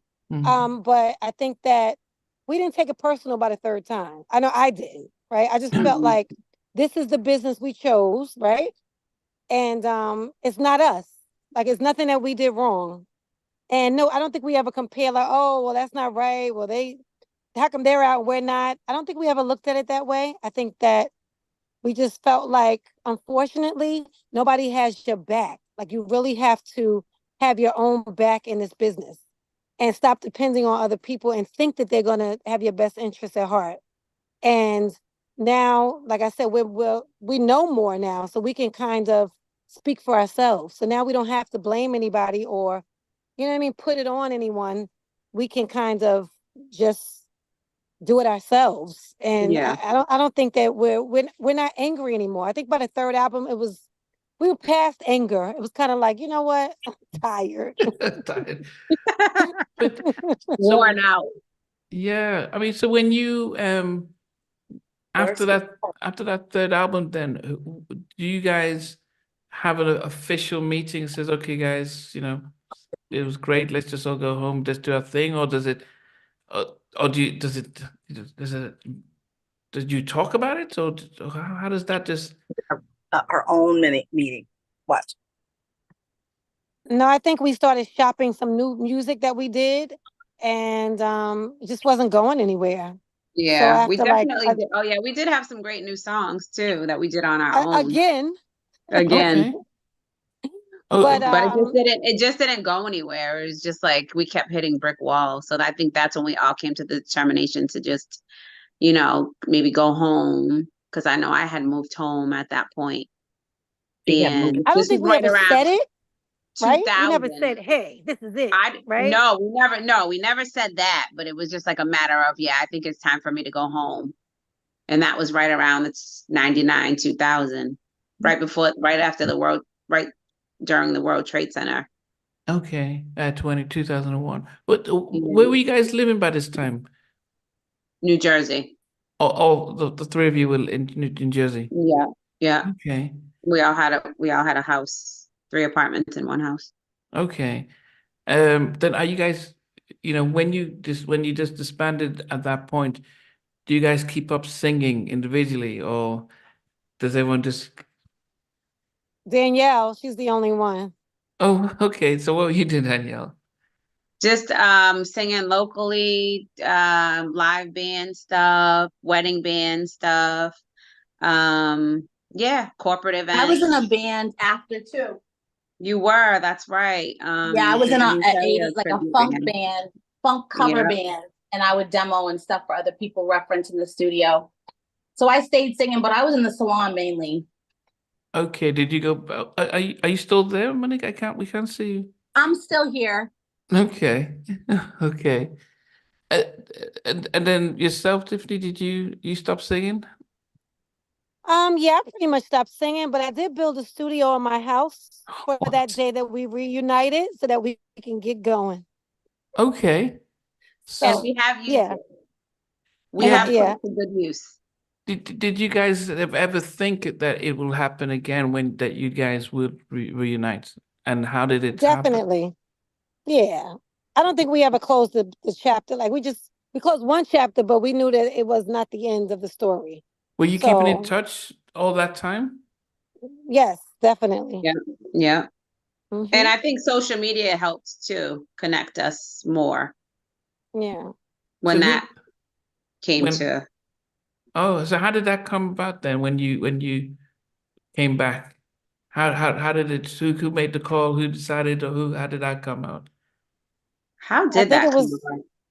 I think it was social media and people I think one of us set up the Shades page on Instagram and then we did the Facebook and we were, people were inquiring and I want you guys to come back out. we need a reunion. So I think that's when we kind of got on a call and decided, all That right, was about let's 2018, right? That we yeah, started right that. before COVID. Yes. So we were like, let's do this. So we Oh, flew some down to was it Charlotte. friends or who was called who was trying to Yeah, a get lot to, of friends and family, I think, started it.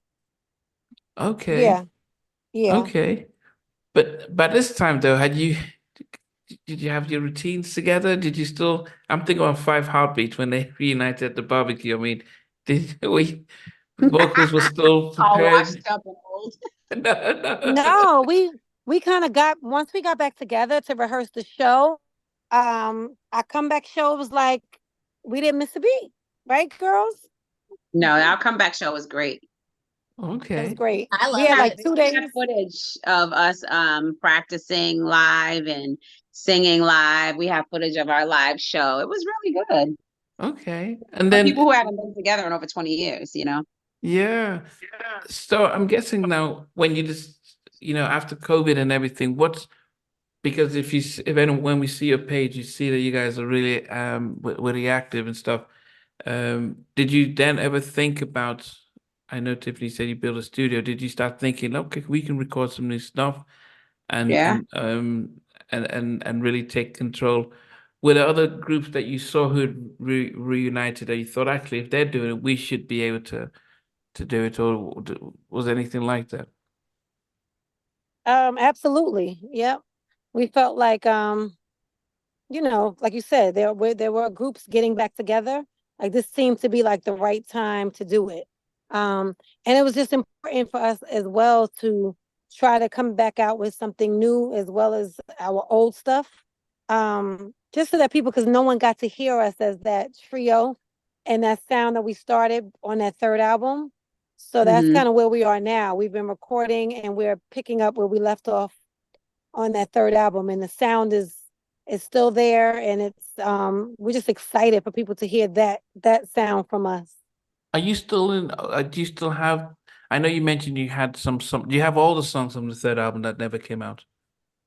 Well, we No. don't have all of them. We have some of them. Peter Thomas has the masters to everything, so we've been trying to get them. But we do have some.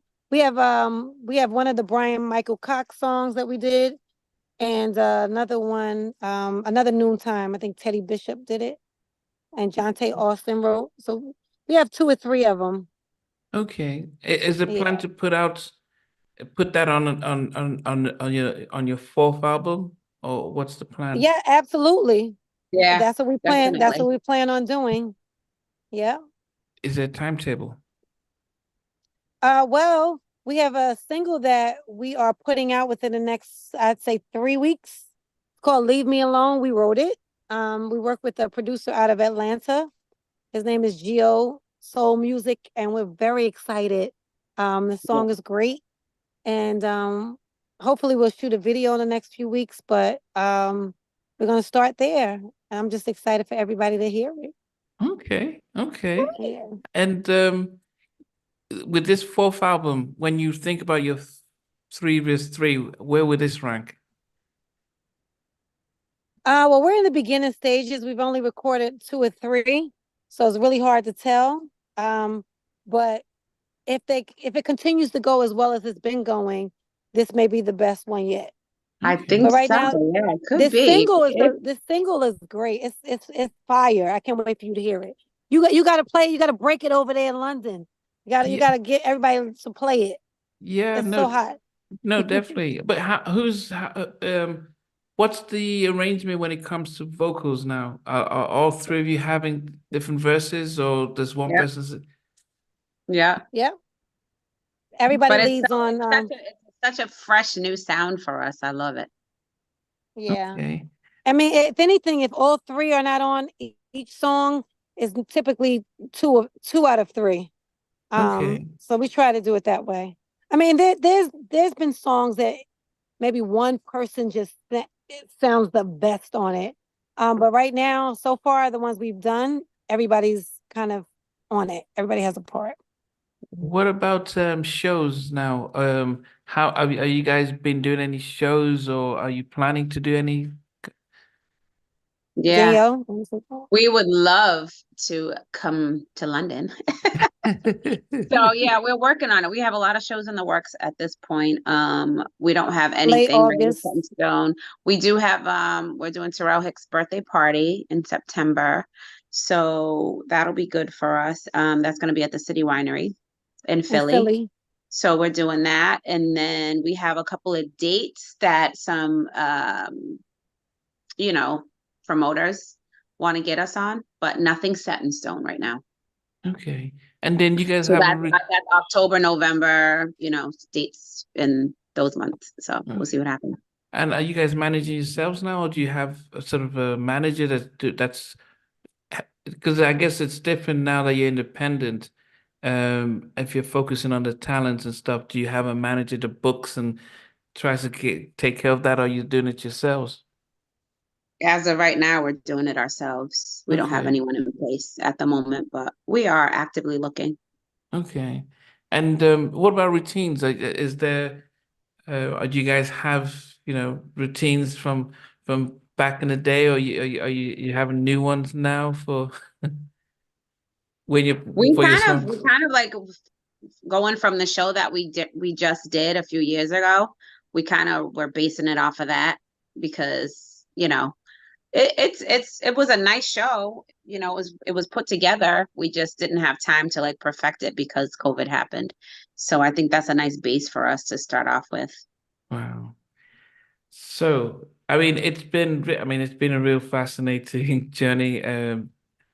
I expected the Motown one to be chaotic. I had no idea about the Atlantic nor the Universal one, but the Motown one didn't surprise me because as I said, although everyone from Jimmy to Eddie and to Glenn to Tone from La Day to Kenny Whitehead have all come on, talked about the Motown stuff. So, but I didn't realize how challenging it was for you guys, more so for them because they were already on the label. But I think one of the things that have been interesting to hear is despite those setbacks, there's still that resilience to say, it's we fall down, but we get up. Mhm. Because yes, it's a really as fans, we don't see this stuff. We don't know what's happened behind the scenes. Magazines don't report it. We just see the videos, and then if we don't hear another video because there's so much talent, we just okay, we move on. And it's only now that we're getting the opportunity to hear from you guys directly, hear the stories, and like, wow. And it's like, how did you still manage and stuff? So I definitely appreciate the fact that you guys were able to go through that. Um, but before I end, I always do this with my all my guests is really just to find out, and I can probably start with you, Tiffany, and go from Danielle and then to Monique. If um, if you were stuck in an elevator and you had to watch your all-time favorite movie, what movie is that you'd request to watch? Lady Sings the Blues. Okay, back to Dinah Ross. Yes. Definitely The Color Purple for me.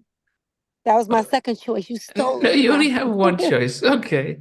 Okay, so Monique, yours is The Color Purple. Are we talking original Whoopi one or are we talking remake? Okay. The Okay. OG, of course. Okay. Okay. Yeah, I haven't watched the original the remake because the original one is probably one of my top five films of all time. So anyone that tries to Absolutely. remake it, Yes. it's impossible. What about yourself, Daniel? Purple Rain. Okay. I'm probably one of the only people that have not watched that film. What? Because I'm a Michael What? fan, and there was a Come sense on. that there was a One thing has betrayal. nothing to do with the other. Well, now we can say it now, but I think back then it was like, no, we can't support the enemy. No, I Felt love like. Michael too. That's how it Listen, felt like. they're So just different, They're uncomparable. They're yes, both great at what they do. yes. Yeah, well, I know that now, but yeah, still haven't watched it. So maybe one Please day I'll do. watch it. Please do. Maybe one day. Please do. That is one of my all-time favorite movies. Okay. Now we Yeah. go to all-time favorite song. So in each of you, what is your all-time favorite song by any artist? Wow, that's so hard. You can only pick one? Yes. I can't do one. I can't I do can't one. do Not one. That's fair. too hard. Not fair. I have a catalog that's crazy in my head. You can't just do one. You can. That's not Mine is fair. Michael You Jackson, have The to Lady break in My it Life. down, like That what Yes. you can have. categories, what subcategories, what like you have to give us more than that. It's too broad. If you were stuck on it and you had just the one song to pick, everyone can think, okay, I've got so many songs, but I've got my go-to song. I've got the song that, okay, I that wishes of all my songs, this would be it. You know, if I'm in a low mood or happy mood, this is that. That's that song. I got one. I have Okay. one, but I don't These really three know words, that it's Stevie Wonder. and I On was an gonna elevator, I say, want to hear these three words, Stevie Wonder. Okay.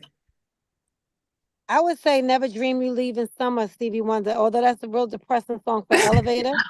Yeah, because you want to Just be happy when you're stuck in the elevator. You don't want to be No. But sad. that's my Ribbon in favorite the Sky. song. Ribbon in the Sky. Okay. Oh, So Ribbon in the Sky is a good one. all three Also, of we you all are. did Stevie. House is Oh, not a home. I was gonna say I'll Always Love You too. Luther That's Vandross. another one. okay. Okay. There's so many. You can't. So I don't many. know. As we lay. I mean, Anita there's so many Baker. songs. I mean, Angel, Anita What Baker. genre? What decade are we talking? Like you can't just No. say You guys one did a Seven song. Shades song. No. We didn't get to the 90s yet. You got to stay in your time zone here. We're No. not 90s yet. Oh my Everybody. God. Everybody has. Everybody. I mean, everybody has I an don't have all-time one. favorite. An I don't all-time have one. favorite. I don't Uh, have one. I I don't don't. have one. I just have This. too many songs in my head that I love. There's Yeah. no way. Yeah. I There's. mean, I love Steely Dan. I love songs for different reasons. Like you can't just say one song. It's not fair. My goodness, I didn't realize it was be this difficult. Yeah, as I said, and It's the reason hard. That's hard. and the reason why That's hard. I always ask my guests this is because I was able to hone down Michael Jackson, The Lady in My Life, my all-time favorite. So I was like, if I ever have an all-time favorite, let me find out with each guest what's their all-time favorite. And so it is. I think most people say, oh, okay, most people actually do. There's a lot of Danny Hathaway. Everyone picks. There's a lot of artists will pick Danny Halfway. I think Elder Bard said it was McFadden and Whitehead, you know, ain't no stopping us now. So there's lots of people that will pick different There's things. but then there's So so many many of them. great songs until you Yeah. have to sing them every weekend. So hard. Then there's that. Yeah, no, okay, yeah. But I mean, as Shades, if you had to pick a song as the three of you, if there was a song that you had to cover, what song would you pick then? I mean, would you pick something from En Vogue or from TLC? I We mean, just did. We just did We one. have a cover. We did a cover that we put out. We have two Shalimar. covers. We have Yeah, two we covers. did. And DeBarge. No, Time I'm will talking about reveal. recently. Recently, Night to Night to Remember. Remember. Night to Remember Shalimar. That's the cover that we did recently. okay. Mhm. Yeah, we love Shalimar. That whole time was the whole vibe. Yeah, yes. Mhm. Okay. I'll be sure to let Jeffrey And How Deep Is Your Love, we did the cover of that as well. Jody loved it. She loved it. She liked our post, remember? Jody Oh, Watley. Jody Watley. Mm. Yeah. Okay, and how did you love the Bee Gees? Is that the Yeah, Yeah, that How was Deep on Is our Your Time Love. album, Will though. Reveal Time and will How Deep Is Your reveal Love. DeBarge. okay? Yeah. Yeah, okay. That's okay. Wow. Okay. Well, I mean, definitely, I definitely would look forward to when you guys are out with a new single to make sure Yeah. that everyone actually what I will do then is I'm going to wait until you're about to release that and when I release this so that because it would be I tend to when I broadcast it will be broken into part 1 to 15, so it will come out over a 2 week period of time. So it Okay. gives, yeah. So I'll wait. So if I know when you are releasing your stuff, I'll make sure it will be timed around that time so that it sort of links in so people are aware and be able to make that connection and stuff. That's Great. great. Thank you. That Definitely, sounds great. yeah. Well, Yes. we'll have you. that to you in the next 2 weeks, so I'll definitely let you know. Okay. Okay. Sounds Well, good. well, and hopefully when you are breaking out a new video, new song, we'll do this. We'll go live.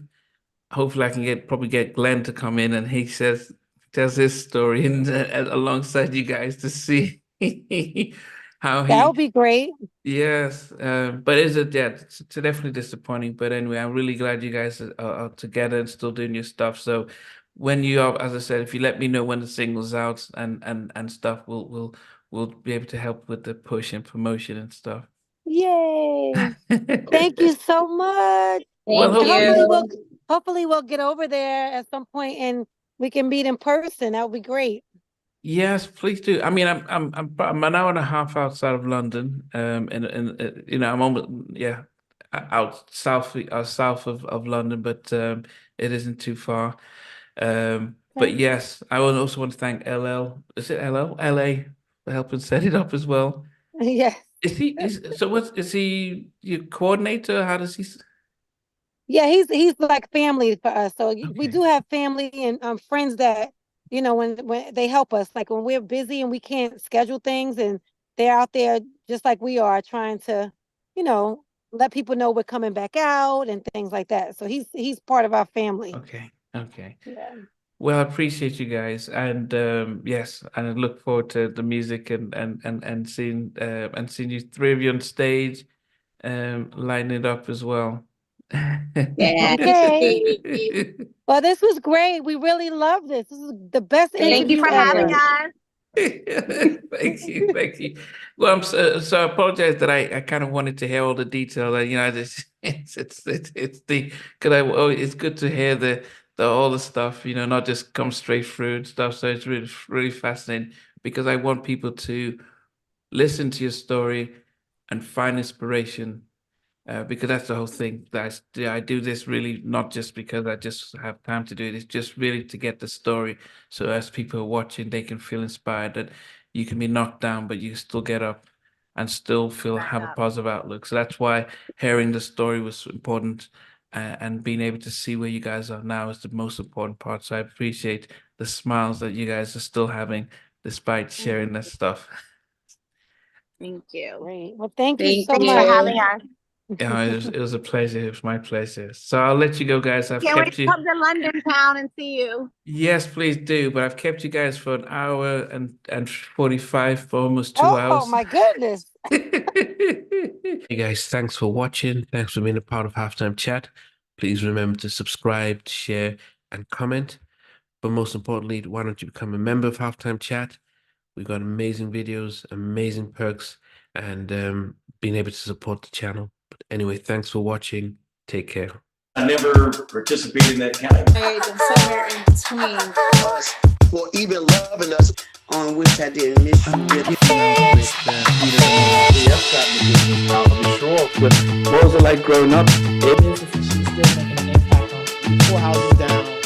I have a couple of pieces. Trying to get this one and that one. That works for me, but just for me, No. Okay, you're okay. They don't understand what Jonas Boys are winning all spirits. play it. And all these guys, they all work together. I mean, I love all different genres.